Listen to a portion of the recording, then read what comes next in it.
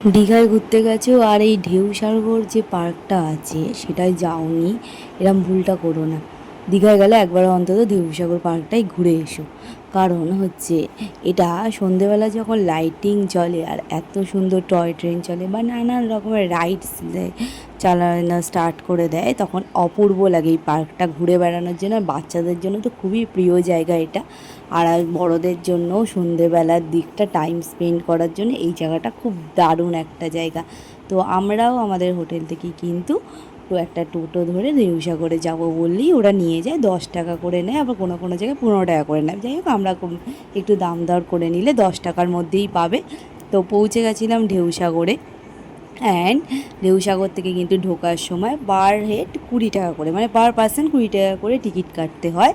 আর বাচ্চাদের কিন্তু half ticket, আর তার থেকে ছোটো হলেও সেটা ফ্রিতে থাকে, 5 বছরের ওপরে হলেই হাফ টিকিট দেয়। তো 20 টাকা করে টিকিট কেটে আমরা হচ্ছে যে 4 জন ছিলাম, আর একটা বাচ্চা ছিল, ওরা হাফ টিকিট কেটে কিন্তু আমরা ঢুকে যাই। ঢুকে গিয়ে দেখো এই জিনিসগুলো দেখেছে, এইটা এখন অফ আছে আমরা যখন গেছিলাম, বাট সেই টাইম আগে কিন্তু এগুলো চালু ছিল। তারপর আমরা ঢেউসাগর থেকে ঘুরতে ঘুরতে কিন্তু পাত ধরে চলে আসি নিউ দীঘা সি বিচে। আর নিউ দীঘা সি বিচটা তখন ছিল একদম লোকে ভরা, যেহেতু আমরা যেই টাইমে গেছিলাম প্রচুর পরিমাণে লোক ছিল।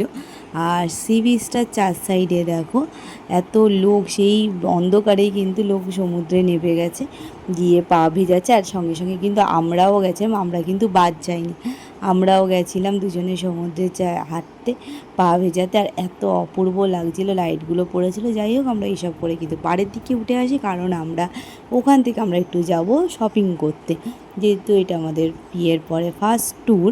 আর ফ্রেন্ড গ্রুপের ট্যুর হলেও কী হবে, ফ্যামিলির জন্য একটু কিছু আনবো বলে আমরা ঠিক করেই গেছিলাম। তো আমরা ঠিক করেছিলাম যে একটু মার্কেটের দিকে যাব, দেন মার্কেট থেকে একটু কেনাকাটা করছিলাম।